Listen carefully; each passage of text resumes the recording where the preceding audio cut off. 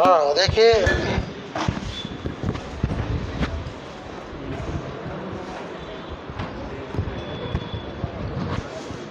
तो ये आज का इस क्लास का टॉपिक है का determination of molecular mass of solid from delta TB.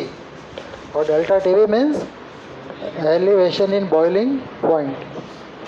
अच्छा देखो, बॉइलिंग पॉइंट के एलिवेशन के फॉर्मूले में सॉल्यूट का मॉलिक्यूलर मास कहाँ छुपा हुआ है? मोलालिटी में। चलो इसके फॉर्मूला लिख लेते हैं, delta T B into K B into molality.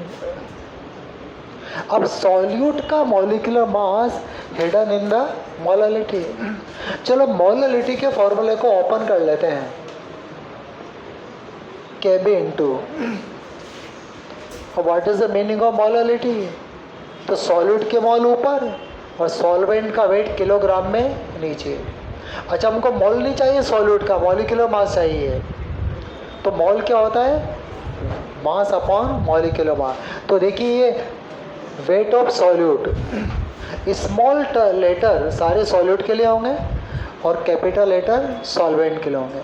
तो weight of solute upon molecular mass of solute into weight of solvent in kilogram. अच्छा, weight of solvent in kilogram की जगह ग्राम लिखे हम कैपिटल लेटर सॉल्वेंट के लिए, तो फिर ऊपर 1000 हमको लेना पड़ेगा। ठीक। अच्छा, यदि यहाँ पर ग्राम की जगह किलोग्राम लगा दें तो ऊपर 1000 की जरूरत नहीं है, पर नॉर्मली डेटा क्वेश्चन में ग्राम में ही होते हैं, इसलिए ऊपर हम क्या करते हैं? 1000 लगाते हैं। अब निकालना तो हमको मॉलिक्यूलर मास है, तो मॉलिक्यूलर मास को राइट हैंड साइड से लेफ्ट हैंड साइड में ले लेंगे तो ऊपर आ जाएगा, और डेल्टा टीवी को लेफ्ट हैंड से राइट हैंड तो नीचे आ जाएगा। तो ऊपर क्या बचा? K B into small W into 1000 upon delta TV into capital W. ये कैपिटल डब्ल्यू ग्राम में, ध्यान रहे। और ये आपके सॉल्यूट का मॉलिक्यूलर मास। समझ आ गया? तो ये थी सेकंड कॉलिगेटिव प्रॉपर्टी। अब सेकंड और थर्ड एक जैसी है, तो थर्ड को भी ले लेते हैं साथ में। न्यूमेरिकल बाद में करेंगे अपन, इसकी प्रॉब्लम, इसके सवाल अपन बाद में एक साथ हम लेंगे। पहले हम इसके थर्ड कॉलिगेटिव प्रॉपर्टी को भी एक साथ ही ले लेते हैं। देखो, third colligative property depression in freezing point. Depression in freezing point.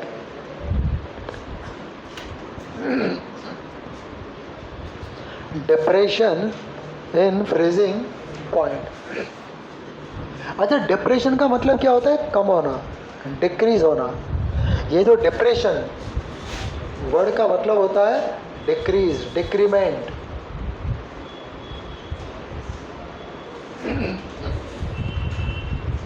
Depression in freezing point को लिखेंगे डेल्टा टी एफ से।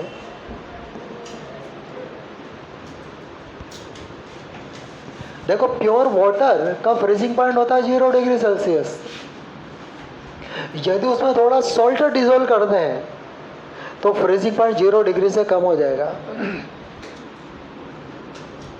बॉइलिंग पॉइंट तो बढ़ जाएगा 100 से, बट फ्रीजिंग पॉइंट डिक्रीज हो जाएगा।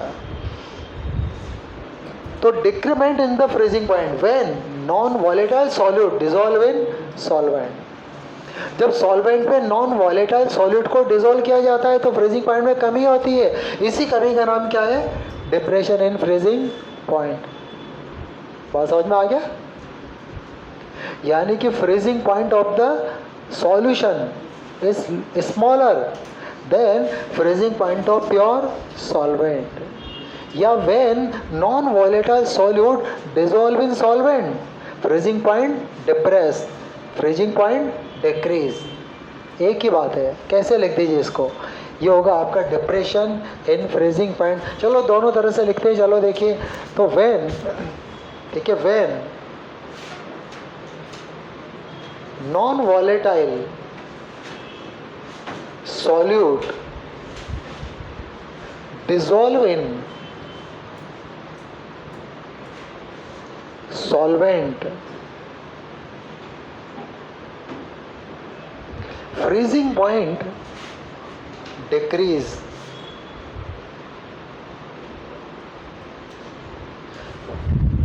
कह सकता है ऐसे, क्लियर।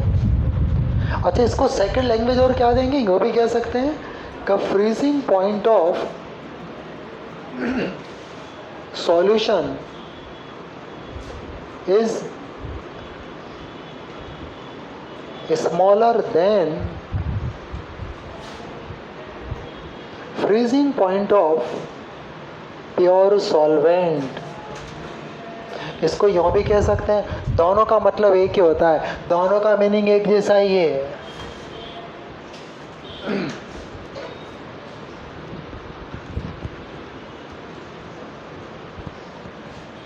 समझ में आ गया। अच्छा, इसी को मैथमेटिक्स के लैंग्वेज में कैसे लिखेंगे, कुछ ऐसे लिखेंगे कि delta T F equal to T naught minus T S. देखो बॉइलिंग पॉइंट में कैसे लिखा था, T S minus T naught, यहाँ लिखेंगे T naught minus T S, क्योंकि कम होता है यहाँ पर। ये आपके फ्रीजिंग पॉइंट ऑफ सॉल्यूशन और ये आपके फ्रीजिंग पॉइंट ऑफ सॉल्वेंट।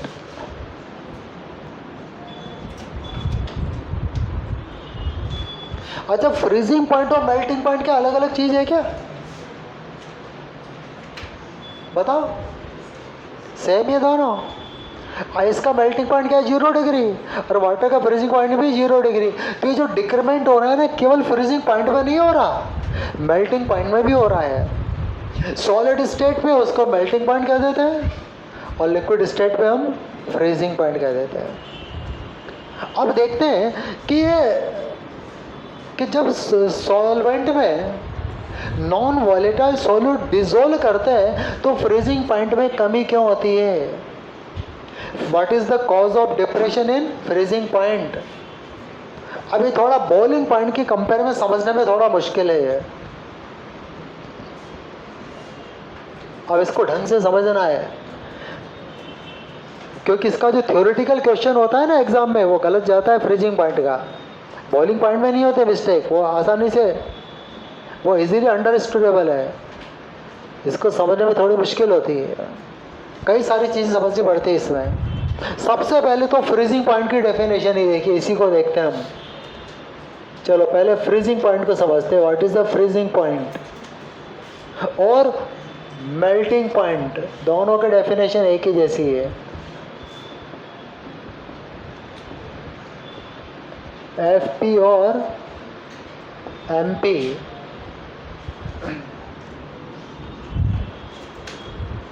क्या होता है फ्रीजिंग पॉइंट। अब देखो इसकी डेफिनेशन शायद आप में से कोई ना बता सके, कोई बताएगा, कहता ये फ्रीजिंग पॉइंट है।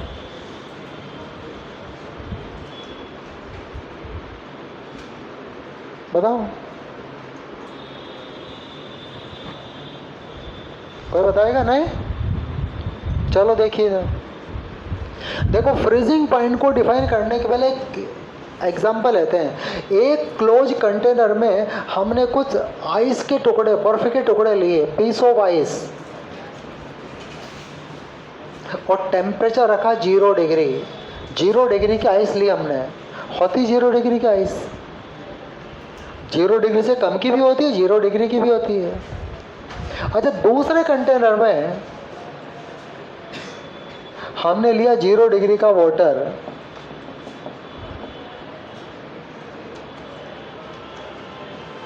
यहाँ भी टेम्परेचर 0 डिग्री पर।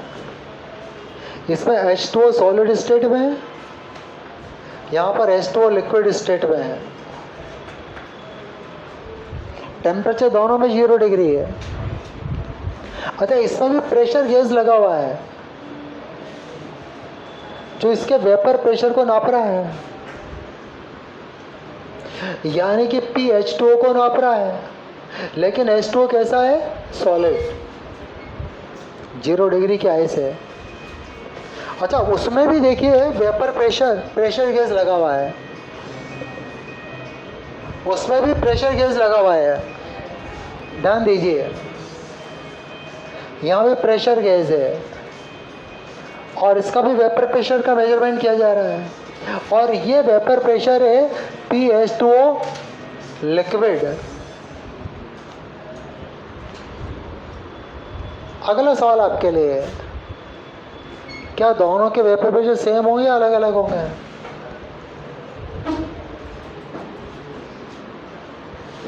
0 डिग्री की आइस और 0 डिग्री का वाटर, क्या दोनों के वेपर प्रेशर सेम होंगे या अलग अलग होंगे?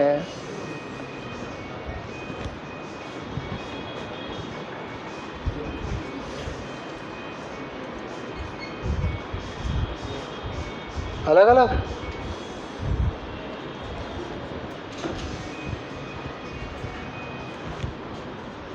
हाँ, एक ने बोला अलग अलग, एक ने बोला same.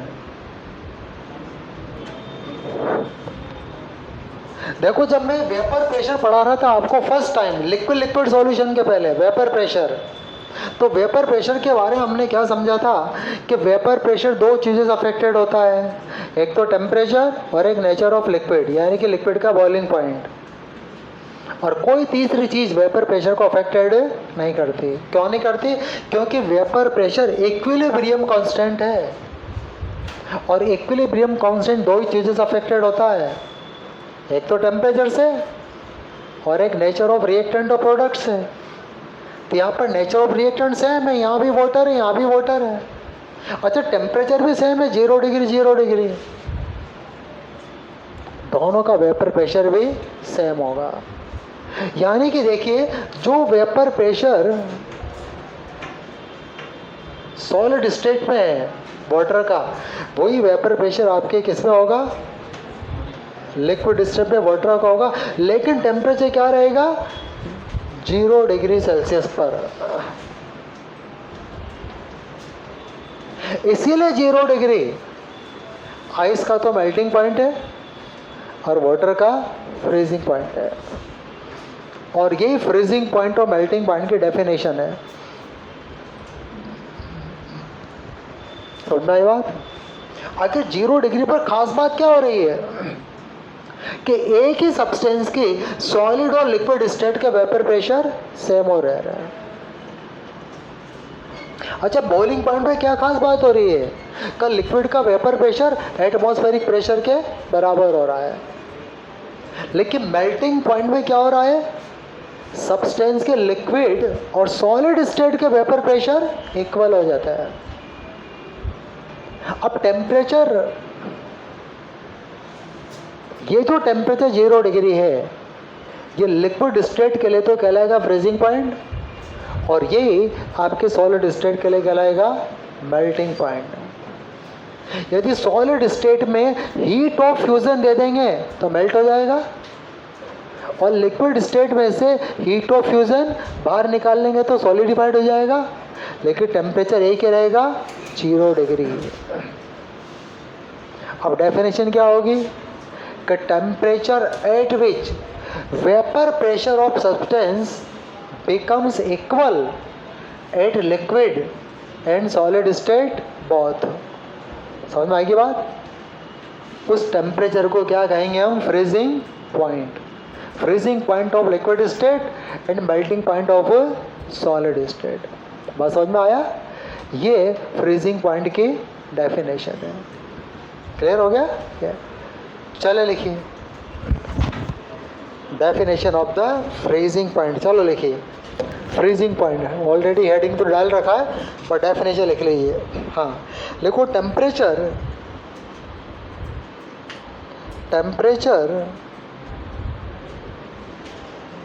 Eight which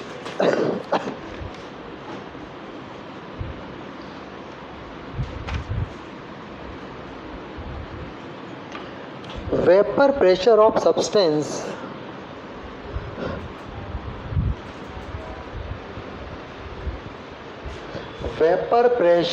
substance becomes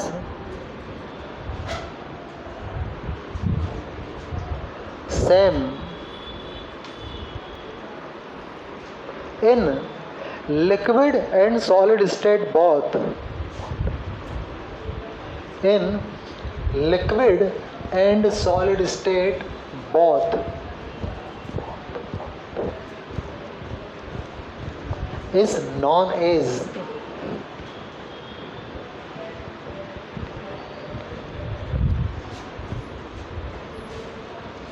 freezing point of liquid and melting point of solid is known as freezing point of liquid and melting point of solid. Clear? अब इसका एक एग्जाम्पल लेते हैं, देखिए जैसे कि 80 degree Celsius vapour pressure of water equal to vapour pressure of ice.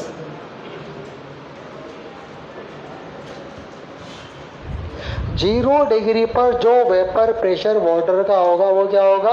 Ice का होगा. इसलिए 0 डिग्री वाटर का फ्रीजिंग पॉइंट है. इसलिए ये freezing point of water is 0 degree and melting point of ice is also 0 degree Celsius. Clear?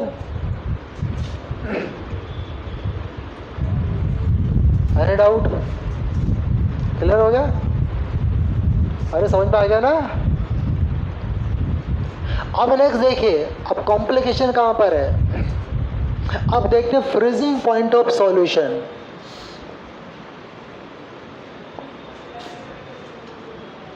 अब solid liquid solution का freezing point क्या है?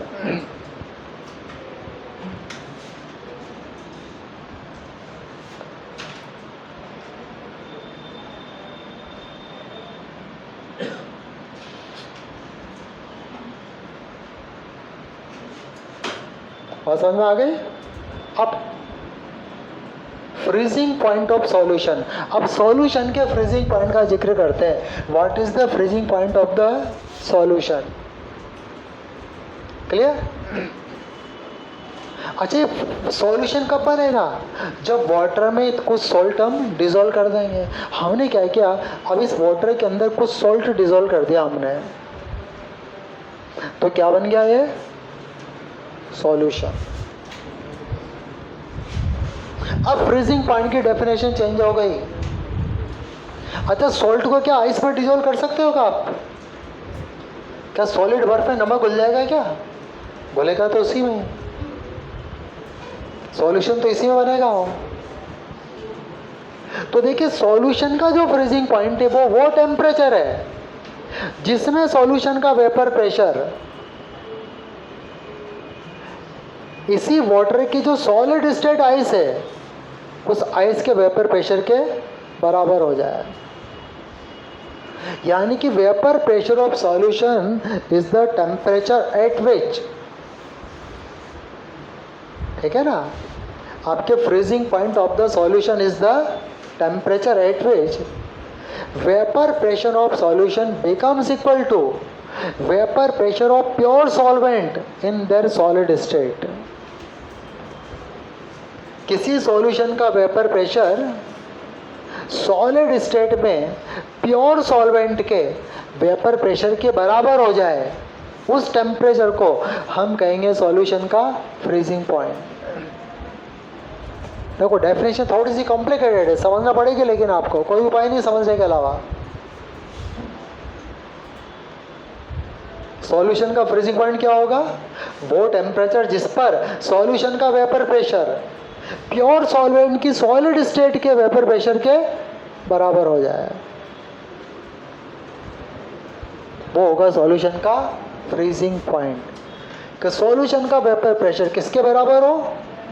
प्योर सॉल्वेंट की सॉलिड स्टेट के वेपर प्रेशर के बराबर हो. उस टेम्परेचर को कहेंगे freezing point of the solution. और समझ में आई? क्लियर? पहले लिखिए, देखो temperature at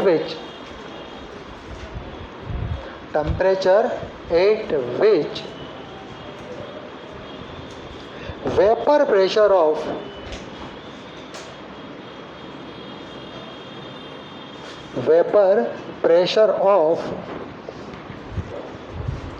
solution becomes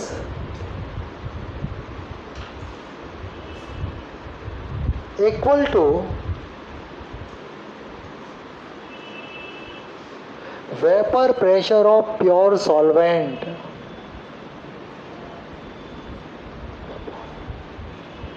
Vapor pressure of pure solvent in their solid state.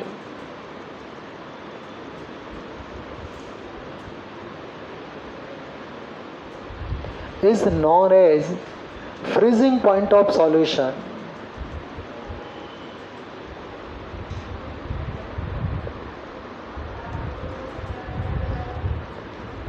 ठीक, अब देखते हैं फ्रीजिंग पॉइंट के डिप्रेशन का कॉज क्या है. अब कॉज ऑफ, इन दोनों को समझने के बाद आप समझ पाएंगे cause of depression in freezing point. Freezing point में डिप्रेशन का कॉज क्या है. अब देखो इन्हीं दोनों डायग्राम को वापस मैं लेता हूं. देखिए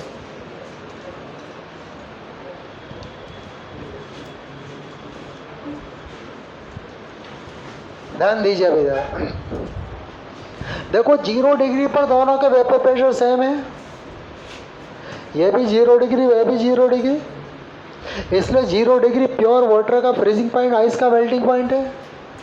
अब हमने क्या किया, 0 डिग्री में 0 डिग्री पर इस वाटर में थोड़ा सॉल्ट डाल दिया. सॉल्ट डालने के पहले क्या हो रहा था देखिए, कि PH2O solid equal to PH2O liquid. यही था ना 0 डिग्री पर. इसका भी टेम्परेचर 0 डिग्री, इसका भी टेम्परेचर 0. तो 0 डिग्री इसका तो मेल्टिंग पॉइंट हो गया, इसका हो गया फ्रीजिंग पॉइंट. अब हमने क्या किया, 0 डिग्री पर वाटर में सॉल्ट डाल दिया. अतः सॉल्ट डालने के बाद भी क्या वेपर प्रेशर बराबर ही रहेंगे क्या होगा, कम होगा कि बढ़ेगा. किसका कम होगा, वाटर का. अब इसमें हमने थोड़ा सॉल्ट ऐड कर दिया. अभी क्या हो गया, सॉल्यूशन, सॉलिड लिक्विड सॉल्यूशन. और जैसे सॉल्ट ऐड किया, अभी वाटर का वेपर प्रेशर इक्वल के बजाय क्या हो गया, कम हो गया.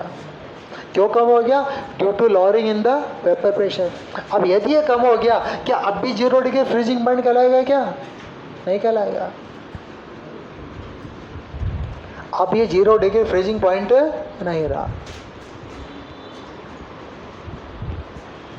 फिर फ्रीजिंग पॉइंट कौन सा होगा, जिस पर इसका वेपर प्रेशर इसकी सॉलिड स्टेट के वेपर प्रेशर के बराबर हो जाए. अब हमको अगेन दोनों के वेपर प्रेशर को बराबर करना है.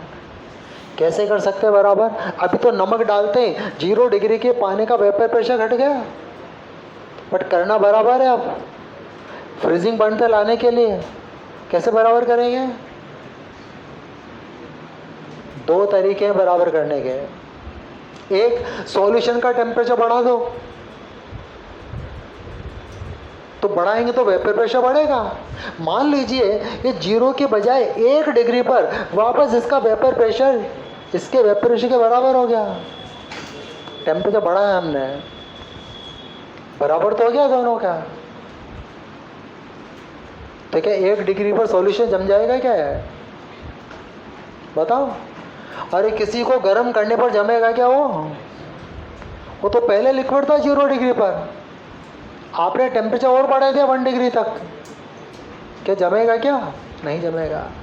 तो ठीक है, 1 डिग्री पर वेपर प्रेशर बराबर तो हो जाएगा, लेकिन जमना शुरू नहीं होगा. तो ये तो काम नहीं करेगा.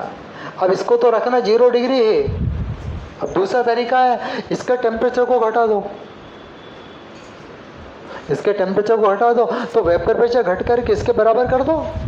सपोज करो 0 डिग्री से घटा करके -2 डिग्री पर अब इसका वेपर प्रेशर घटकर किसके बराबर हो गया? तो अभी जो -2 डिग्री सेल्सियस का जो टेम्परेचर आया ना, ये इसका होगा फ्रीजिंग पॉइंट। यानी कि यदि इसको -2 तक ठंडा करें तो ये क्या होगा? जम जाएगा।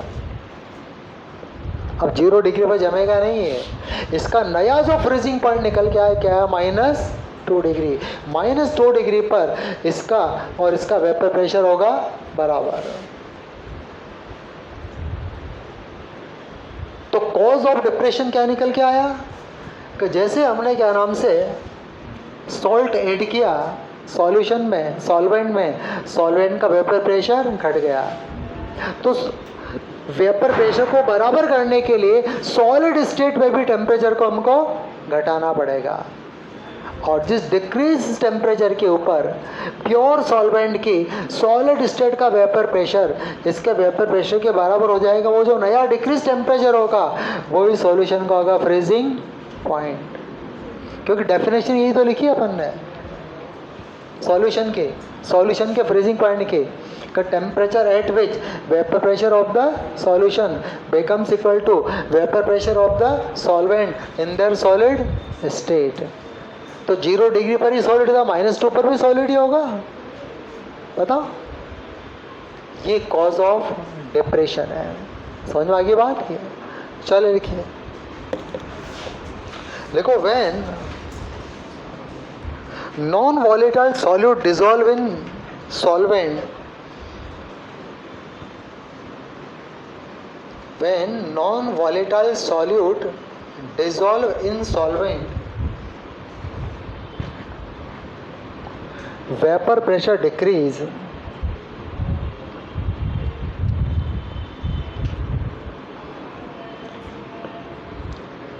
so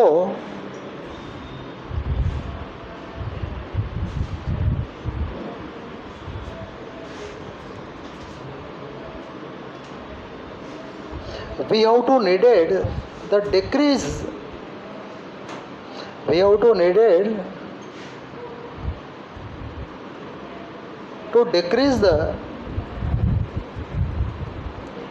temperature of pure solvent, temperature of the pure solvent in their solid state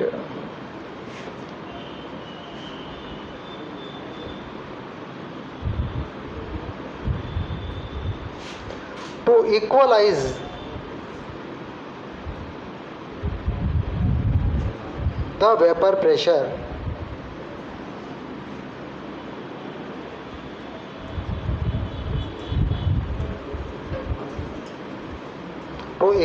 the vapor pressure of pure solid।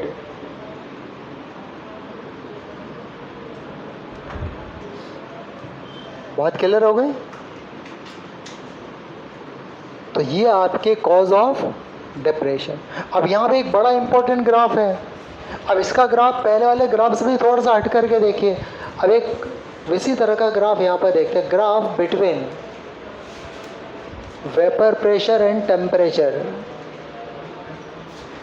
अब जरा देखिए, वाई एक्सिस पर तो ले लेते हैं वेपर प्रेशर, एक्स एक्सिस पर ले लेते हैं टेम्परेचर।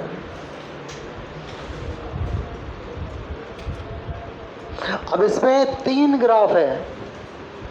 बॉइलिंग पॉइंट के एलिवेशन में 2 ग्राफ थे खाली, या 3 ग्राफ है? कौन कौन से 3 ग्राफ हैं?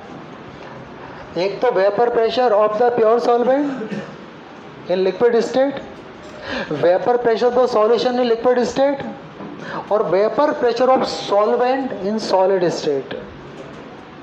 3 ग्राफ लेके चलना पड़ेगा। एक तो प्योर सॉल्वेंट की सॉलिड स्टेट का वेपर प्रेशर टेम्परेचर के बीच में ग्राफ, एक प्योर सॉल्वेंट के लिक्विड स्टेट और वेपर प्रेशर, प्योर सॉल्वेंट के टेम्परेचर और वेपर प्रेशर के बीच का ग्राफ, और तीसरा सॉल्यूशन के वेपर प्रेशर और टेम्परेचर का ग्राफ। सॉलिड स्टेट किसकी है? केवल सॉल्वेंट की। तो पहले देखते हैं सॉल्वेंट की सॉलिड स्टेट में वेपर प्रेशर और टेम्परेचर का ग्राफ। तो सॉलिड स्टेट लो टेम्परेचर पर होगी, तो लो टेम्परेचर पर वेपर प्रेशर भी बहुत कम होगा, तो ग्राफ यहीं से स्टार्ट हो जाएगा। हाई टेम्परेचर पर तो सॉलिड स्टेट होगी नहीं ना, जैसे बर्फ की सॉलिड स्टेट कहाँ से होगी, 273 केल्विन से या 0 डिग्री सेल्सियस से। समझ में आ रहा है? अब जैसे जैसे टेम्परेचर बढ़ेगा सॉलिड स्टेट का वेपर प्रेशर बढ़ेगा। मान लीजिए हमारे पास -10 डिग्री की आइस है। अच्छा, -10 डिग्री कितना हुआ, 263 केल्विन की आइस है, यही हुआ। अब हमने इसके टेम्परेचर को -10 से बढ़ाना चालू किया, -9, -8, -7 और 0 तक बढ़ा दिया। सॉलिड स्टेट तो 0 तक ही रहेगी ना, आगे तो नहीं है ना। अब जैसे जैसे टेम्परेचर बढ़ेंगे सॉलिड स्टेट का वेपर प्रेशर बढ़ेगा। अच्छा, -10 डिग्री पर तो बहुत कम होगा वेपर प्रेशर आइस का, तो बिल्कुल ग्राफ यहाँ नीचे से चलेगा ये। अब बहुत लो टेम्परेचर से चलेगा, तो सॉलिड स्टेट का वेपर प्रेशर टेम्परेचर बढ़ने के साथ साथ वही उसी तरीके से उसी शेप में बढ़ेगा, वही आपका एक्सपोनेंशियली इंक्रीमेंट की शेप में, क्योंकि वेपर प्रेशर तो हर जगह पर इक्विलिब्रियम कांस्टेंट ही है, वो सॉलिड का हो चाहे लिक्विड का हो। क्लियर होगी बात? ये सॉलिड सॉल्वेंट का ग्राफ है, सॉलिड सॉल्वेंट का टेम्परेचर और वेपर प्रेशर का है ग्राफ है। मैं थोड़ा इसको कर्व ज़्यादा देता हूँ, इसको थोड़ा सा। क्लियर हो गया? अब हम लेते हैं हाई टेम्परेचर से, एक तो ले लेते हैं प्योर सॉल्वेंट, एक ले लेते हैं सॉल्यूट।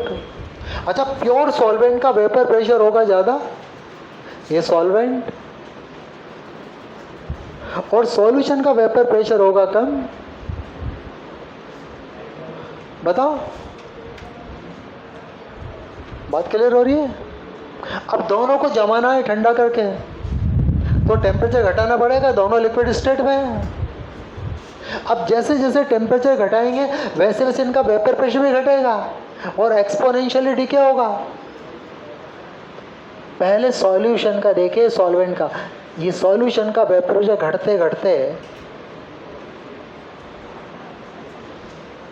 ये घटेगा और घटते घटते जहाँ पर ये प्योर सॉल्वेंट की सॉलिड स्टेट के बराबर आ जाएगा वेपर प्रेशर, वहाँ पर क्या होगा, ये सॉल्यूशन का फ्रीजिंग पॉइंट, ये TS।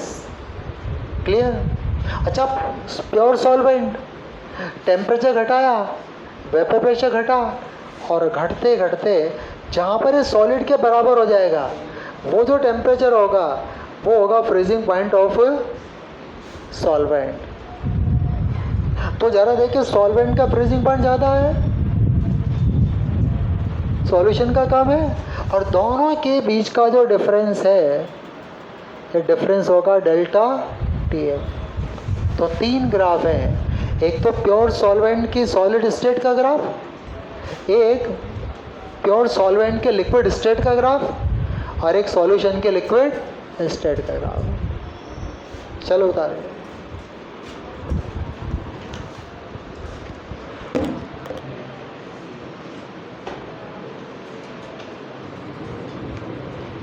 हाँ, तो देखिए यहाँ भी depression in freezing point,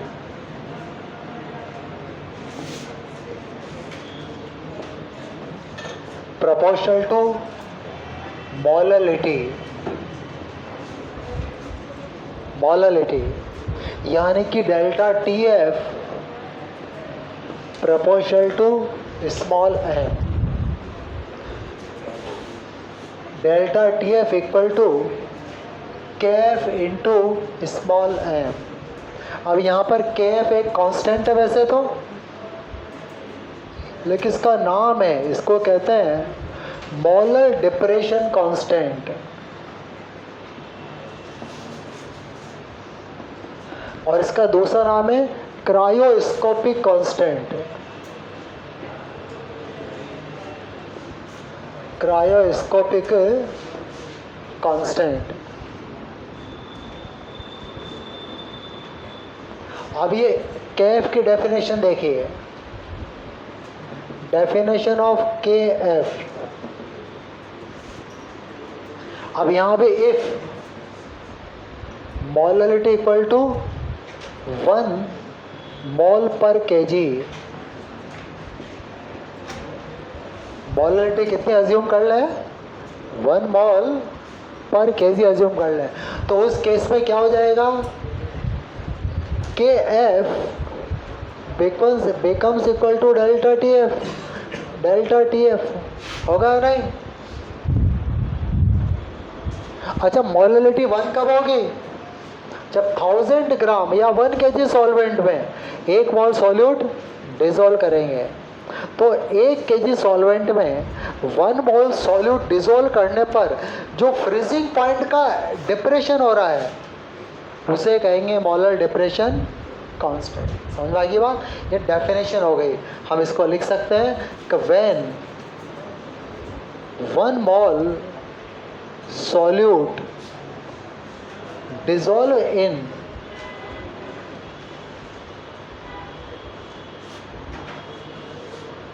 1 kg of solvent,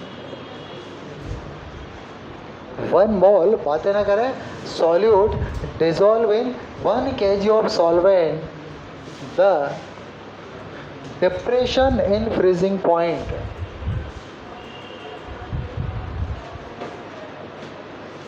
depression in freezing point is known as molar depression constant।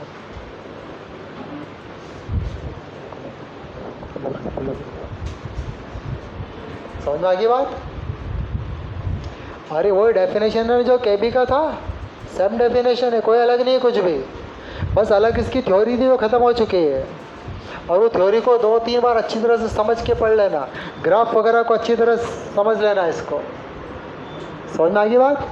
अच्छा देखिए, यूनिट ऑफ के एफ,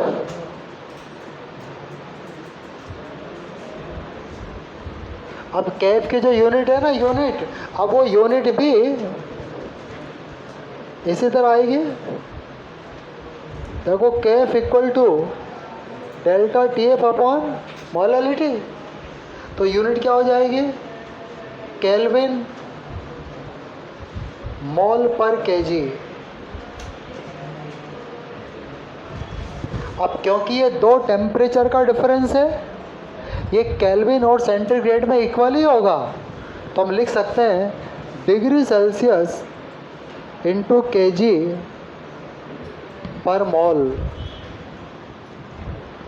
बात समझ में आ गई? अच्छा, इसकी देखो मैथमेटिकल वैल्यू जो होती है ना, value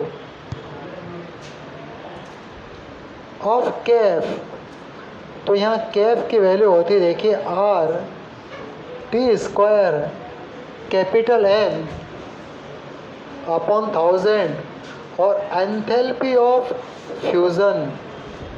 enthalpy of fusion, fusion यानी कि गलाना, पिघलाना, ये पिघलाने की एंथैल्पी है।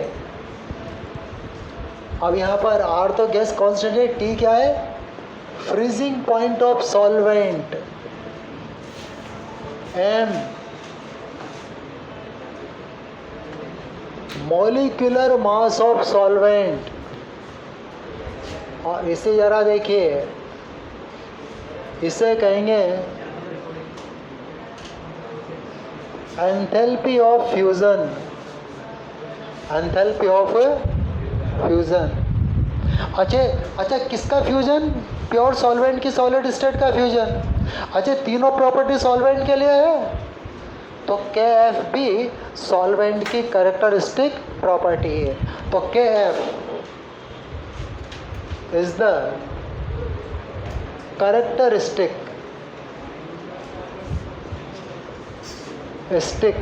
Property of solvent.